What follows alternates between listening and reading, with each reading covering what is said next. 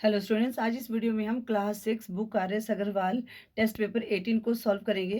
बच्चों, अगर आपने चैप्टर 15 से लेकर चैप्टर 18 तक की सारी वीडियो देखी हैं या सभी क्वेश्चन को आपने सॉल्व किया है तो ये टेस्ट पेपर 18 को आप बड़े आराम से सॉल्व कर सकते हो। पार्ट ए का क्वेश्चन 1 है, define each of the following. अब बच्चों, हमने यहाँ पर क्या करना है, डेफिनेशन लिखनी है। तो part A question 1, closed figures. अब बच्चों, क्लोज्ड फिगर्स क्या होती है, ये हमने चैप्टर 15 में हमने इसको स्टडी किया था। तो जिसका क्लोज फिगर क्या होती है, जिसका जो बिगिनिंग पॉइंट है और एंडिंग पॉइंट सेम होता है। ठीक है, closed figures. A figure which begins and ends at the same point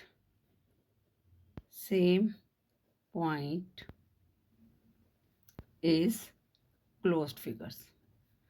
ठीक है, जैसे हमारा ट्रायंगल है, ये देखिए यहाँ पर, ये इसका एक ही एंड पॉइंट है और स्टार्टिंग पॉइंट भी सेम है। अब सर्कल यहाँ से शुरू हुआ, यहाँ पर ख़त्म हो गया। ठीक है, ये स्क्वायर, रेक्टेंगल, ये सारे क्या हैं, हमारे क्लोज्ड फिगर्स हैं। ठीक है, क्योंकि इनका जो स्टार्टिंग है और एंडिंग पॉइंट सेम है। आगे क्या है, ओपन फिगर। ठीक है, अब यहाँ पर जो है स्टार्टिंग पॉइंट जो है अलग अलग है। ठीक है ना, तो यहाँ पर हम लिखेंगे ओपन फिगर में कुछ नहीं करना, हमने सिर्फ इस तरह से लिखना है, अ figure which does not end at the starting point. ठीक है, figures, a figure which does not end at the starting point is called open figure। ठीक है, अगर आपने वीडियोस देखी हैं तो आपको याद होगा, एक हमारे पास इस तरह से टी बना हुआ था ना, ऐसे ऐसे ऐसे, ये वाला। ठीक है ना, अब इसका स्टार्ट यहाँ से हो रहा है, एंड यहाँ पर हो रहा है, तो इनका जो एंडिंग पॉइंट और स्टार्टिंग पॉइंट है सेम नहीं है। ठीक है ना, अब जैसे एक ये स्पाइरल, ये देखिए, अब इसका क्या है, एंडिंग पॉइंट और स्टार्टिंग पॉइंट डिफरेंट है। ठीक है, तो a figure which does not end at the starting point is called open figure. Simple सी डेफिनेशन है। अब पॉलीगन्स क्या होते हैं, जिसमें 3 या 3 से ज़्यादा लाइन सेगमेंट होती है। ठीक है ना, पॉलीगन ना, पॉलीगन्स, ये भी हमने चैप्टर 15 में स्टडी किया हुआ है। तो यहाँ पर हम लिखेंगे a simple closed figure, a simple closed figure formed of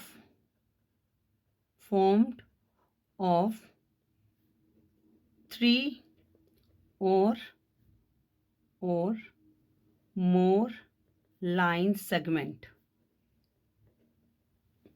3 या 3 से ज़्यादा। ठीक है, line segment is called polygons. ठीक है बच्चों, क्वेश्चन 1 के ये आपको डेफिनेशन आई होप समझ आ गई, क्लोज फिगर, ओपन फिगर और पॉलीगन्स। अब क्वेश्चन 2 है, define each of the following. अब बच्चों, यहाँ पर क्या है, ट्राइंगल वाला चैप्टर था हमारा 16, तो उसमें ये स्केलियन ट्राइंगल, आइसोसेलेस ट्राइंगल और ऑब्ट्यूज ट्राइंगल के बारे में था। तो इनकी हमने डेफिनेशन ही लिखनी है। तो क्वेश्चन 2, सबसे पहले क्या है, अ स्केलियन ट्रायंगल। अ स्केलियन ट्रायंगल को कहते हैं बच्चों, जिसकी जो साइड्स हैं वो है डिफरेंट लेंथ होती है। ठीक है ना, तो स्केलियन ट्रायंगल, स्केलियन ट्रायंगल। ठीक है, आई होप मेरी राइटिंग आप लोगों को समझ आ रही होगी।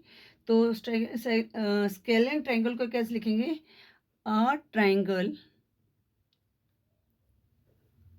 अ ट्रायंगल हैविंग 3 साइड्स, अपनी लैंग्वेज में भी बना के लिख सकते हैं, 3 sides of different length.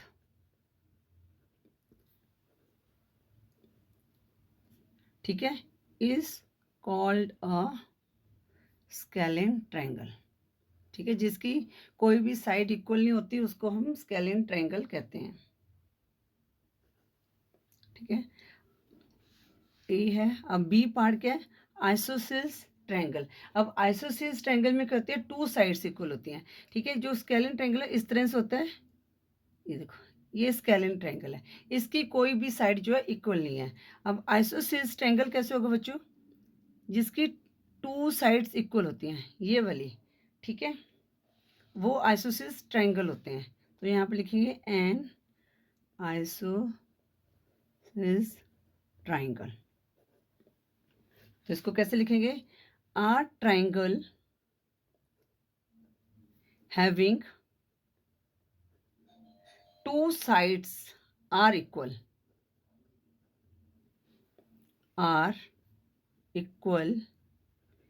is called an isosceles triangle. Next क्या है? An obtuse triangle. An obtuse triangle. अब ऑब्ट्यूज ट्रायंगल क्या होते हैं? जिनके जो ट्रायंगल जो है 90 डिग्री से ज़्यादा होता है. ठीक है, तो इसको हम कैसे लिखेंगे? आ ट्रायंगल, जिसका मतलब एक ट्रायंगल है ना, वन ऑफ हुज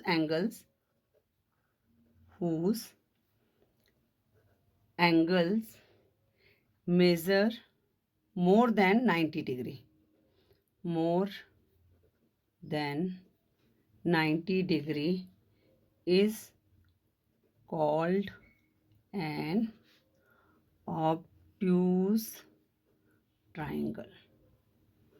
ठीक है, इस तरह से हमने ये 3 डेफिनेशन लिखनी थी. आई होप ये भी आपको क्लियर होगी होंगी. अगर आपने ये चैप्टर 16 का है स्केलिन ट्रायंगल, तो उसमें से भी आप देख सकते हैं. अब क्वेश्चन 3 क्या है बच्चों? What do you mean by a convex quadrilateral. अब बच्चों कॉन्वेक्स क्वाड्रिलेटर क्या होते हैं? जिन 80 डिग्री से कम होते हैं. ठीक है ना, उनको हम कहते हैं कन्वेक्स क्वाड्रिलेटर. और जिनके एंगल 180 डिग्री से ज़्यादा होते हैं उसके कहते हैं कनकेव क्वाड्रिलेटर. ठीक है, कन्वेक्स. क्वेश्चन 3 का पार्ट 1 वो है concave quadrilateral. Convex quadrilateral. Convex quadrilateral. ठीक है, a quadrilateral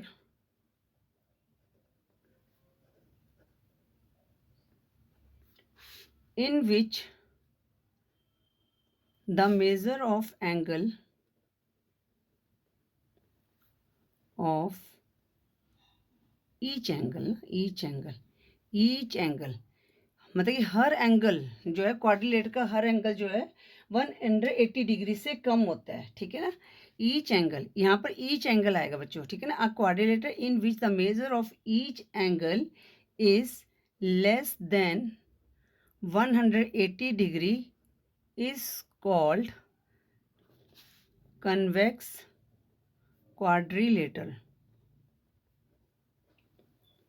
ठीक है बच्चों, अब पार्ट 2 क्या है इसका? Define a regular polygon. अब बच्चों रेगुलर पॉलीगन क्या होता है? जिसकी जो साइड्स हैं और साइड्स की इक्वल लेंथ होती है और जो एंगल्स हैं वो इक्वल होते हैं. ठीक है ना, जो एंगल्स की मेजर है वो इक्वल होती है. ठीक है, तो इसको हम कैसे लिखेंगे? क्या बोला गया है? Regular polygon.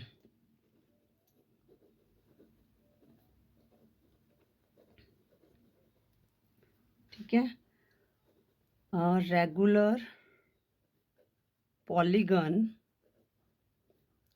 is a polygon whose sides are equal in length. ठीक है, और and equal angles are equal in measures. Angles are equal in measures, ठीक है, that is called regular polygons, ठीक है ना। क्लियर हो गया ये। क्वेश्चन 3 का कन्वेक्स क्वाड्रिलेटर होते हैं a quadrilateral in which the measure of each angle is less than 180 degree. और रेगुलर पॉलीगन क्या होता है? A regular polygon is a polygon who sides are equal in length and angles are equal in measures is called regular polygon. ठीक है बच्चों, question 3 भी हो गया हमारा। अब हम करते हैं क्वेश्चन 4। क्वेश्चन 4 में क्या बोला गया? The angles of a triangle are in the ratios 3:5:7। Find the measure of these angles. हमने एंगल्स को निकालना है। अब बच्चों रेशियो क्या दी गई है, तो यहाँ पर लिखेंगे ratios of angles of a triangle. वो कर क्या दी गई है? 3:5:7। तो हम क्या करते हैं?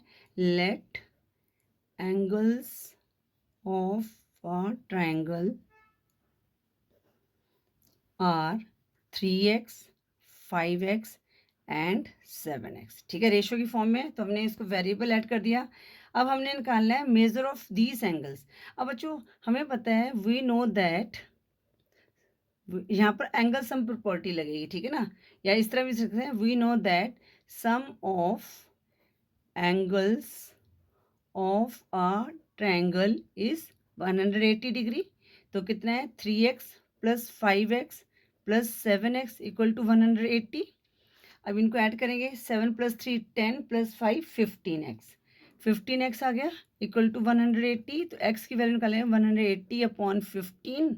15 वन ज़ा 15, रिमाइंडर 3 30 बन गया, 15 टू ज़ा 30। तो x की वैल्यू क्या आ गई? 12 डिग्री। ठीक है, अब एंगल्स कौन कौन से हमारे थे? 3x कितना हो गया? 3 इंटू 12, 12 3 36 डिग्री। फिर क्या है? 5x, 5 into 12 60 degree. ठीक है, उसके बाद हमारे पास क्या है? 7x, 7 इंटू 12 कितना आ गया? 84 डिग्री। अब इनको ऐड करके देख लेते हैं। 6 प्लस 4 10 0 1 कैरी, तो 9 10 18, तो 180 आ गया। ठीक है, तो आप इसको अलग से मेंशन भी कर सकते हो आंसर में।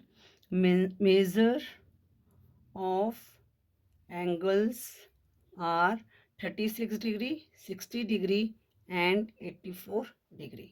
अब हम करते हैं क्वेश्चन 5। क्वेश्चन 5 क्या बोला गया? The angles of a quadrilateral are in the ratio 2:3:4:6। Find the measure of these angles. अब जो यहाँ पर क्वाड्रिलेटर है, क्वाड्रिलेटर के जो सभी एंगल्स का सम कितना होता है? 360 डिग्री होता है। तो सेम हमने वैसे ही करना है। तो यहाँ पर लिख देते हैं पहले ratios of angles of a quadrilateral वो कितना है? 2:3:4:6। ठीक है, तो हम इनको सपोज कर लेते हैं। Let angles of a quadrilateral are 2x 3x 4x and 6x। ठीक है, अब यहाँ पे लिखेंगे we know that sum of angles of quadrilateral is 360 degree. तो कितना आएगा? 2x plus 3x plus 4x plus 6x equal to 360। इनको ऐड करेंगे, 6 plus 4 10 plus 3 13 plus 2 15x equal to 360।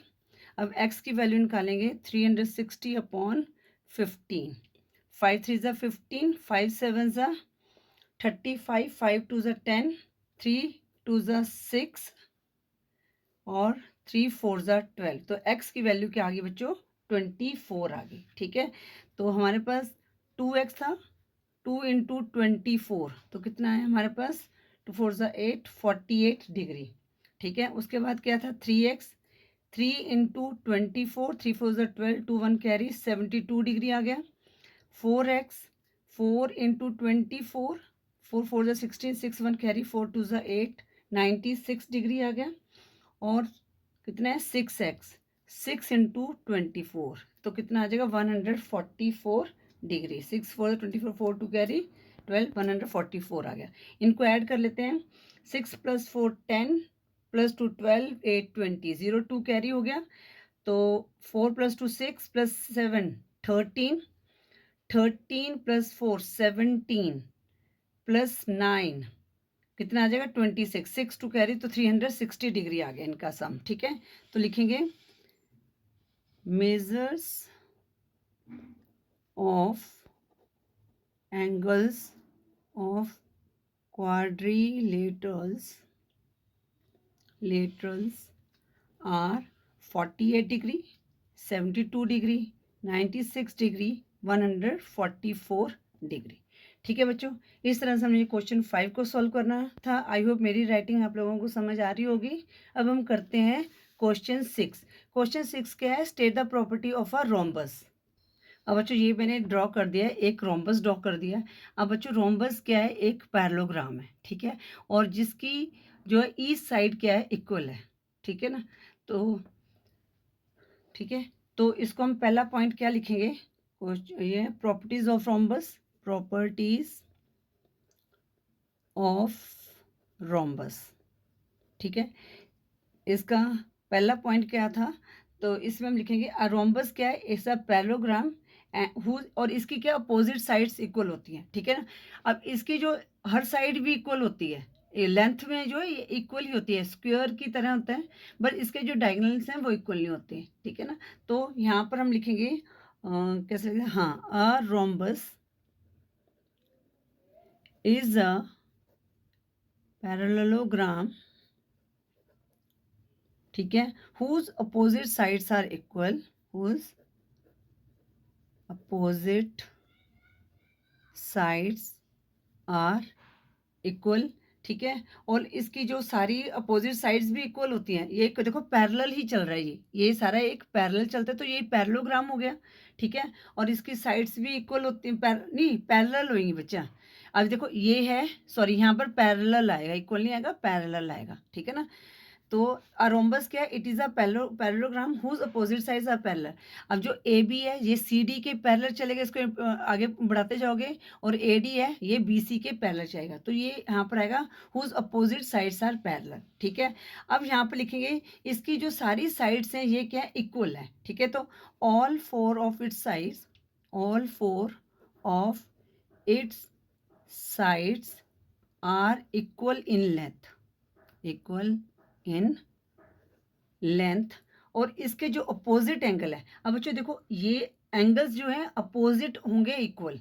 ठीक है ना, अब बच्चों स्क्वायर में था, उसकी साइड सारी इक्वल होती थी, तो इसके जो हमारे एंगल्स भी क्या था, इक्वल होते थे। पर आप जब रोम्बस को देखोगे ना, तो देखो ये वाला एंगल ये क्या है, हमारा डिफरेंट होगा, एंगल ए और एंगल बी को जब आप मेजरमेंट करोगे तो ये डिफरेंट निकलेगा। तो जो अपोजिट एंगल होते हैं इसके क्या होते हैं, सेम होते हैं। ठीक है, तो यहाँ पर हम लिखेंगे and opposite angles are equal.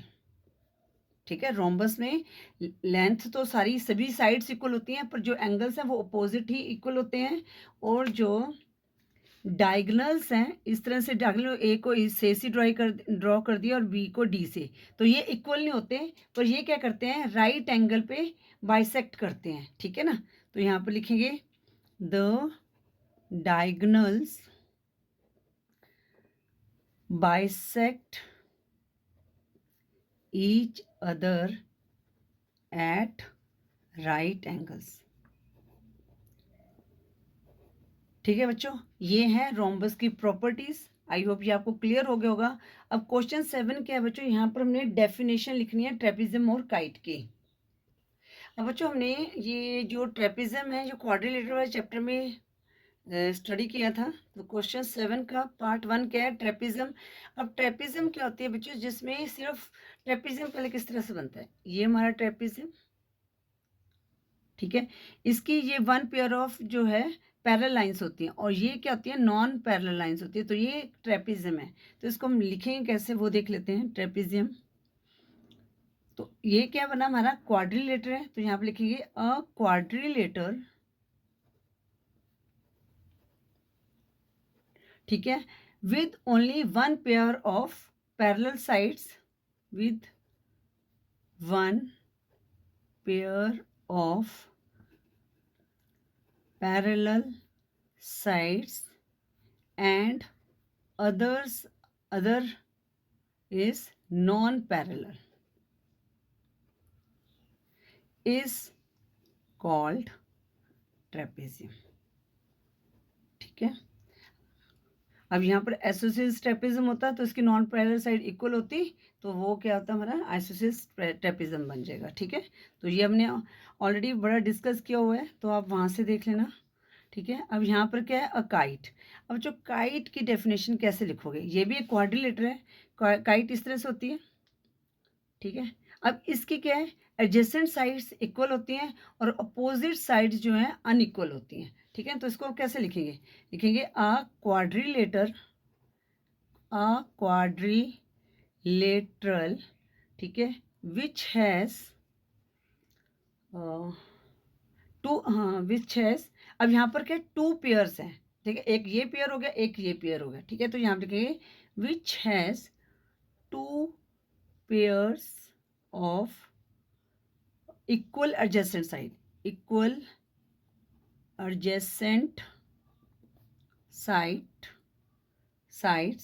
but unequal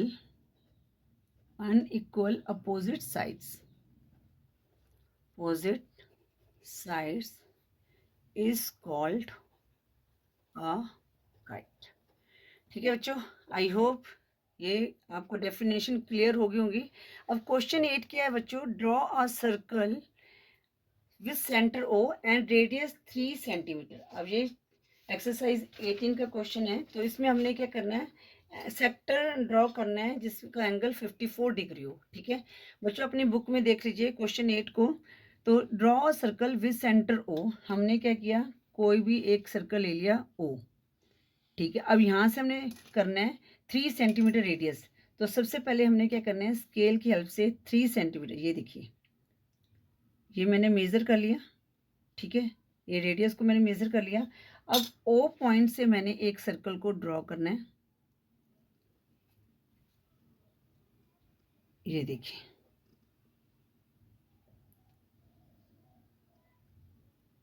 ठीक है, ये मैंने कर लिया. अब 3 सेंटीमीटर है ये ना सर्कल, तो रेडियस को मैं पहले मिला देती हूँ. ये देखिए,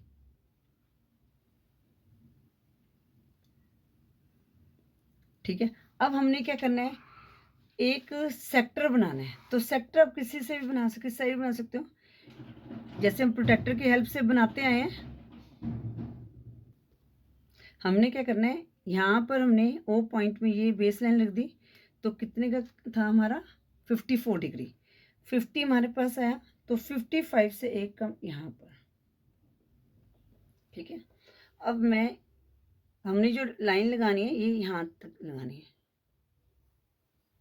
ठीक है, तो ये एंगल हमारा क्या हो गया, 54 डिग्री का सेक्टर.